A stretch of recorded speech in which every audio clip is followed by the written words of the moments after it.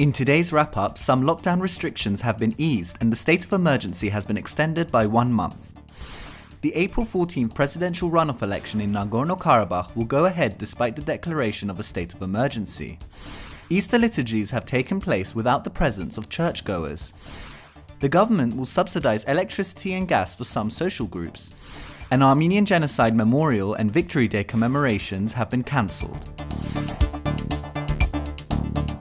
The state of emergency, which was declared on March 16th, is set to be extended by 1 more month, lasting until May 14th. Health authorities have recommended that the government vote for an extension of the emergency state. Although the number of new cases has fallen, with only 26 additional cases confirmed today, the health ministry seems to not want to risk a second outbreak. However, the government has decided to lift some lockdown restrictions. Deputy Prime Minister Tigran Avinian announced on Facebook that open-air construction sites and some manufacturing companies will be allowed to resume operations from today. Furthermore, companies engaged in engineering and scientific research will also be allowed to return to work. Prime Minister Nikol Pashinyan stated that textile factories may be allowed to resume operations from April 20th, recognizing that one of the early clusters in Armenia started from a textile factory in Shengavit. He added that shutting down the economy completely is not feasible. In addition, Pashinyan announced that Armenia will go from conducting 200 to 300 tests a day to 1,000 a day after a record 600 plus tests were conducted last Friday.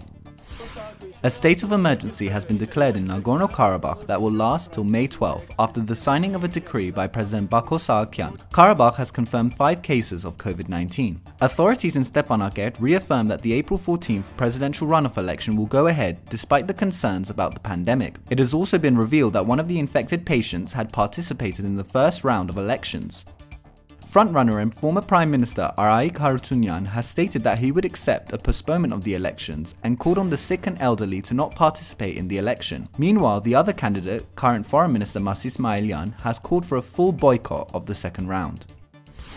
Easter liturgies have taken place throughout Armenia without the presence of churchgoers. Instead, people were able to watch the centuries-old ceremony through internet live streams. Church gatherings have been part of the restrictions levied by the government to contain the spread of the virus. The Armenian government will subsidize electricity and gas bills for some groups. 50% of electricity and gas bills that had not exceeded $10 and $20 respectively in February will be reimbursed by the government. Prime Minister Nikol Pashinyan said that they won't reimburse the entire sums in order not to damage the paying ethics of Armenian consumers. And finally, commemorations of Armenian Genocide Memorial Day on April 24th and Victory Day on May 9th will be cancelled due to the restrictions on large gatherings during the pandemic. Prime Minister Nikol Pashinyan stated that it's obvious that if we allow those events to be organized as usual, we'll have an uncontrollable outbreak of the epidemic, hence citizens' participation in these events must be limited. Shushi Liberation Day on May 8th, which commemorates the liberation of the town in Karabakh from Azerbaijani military forces in 1992, will also be cancelled.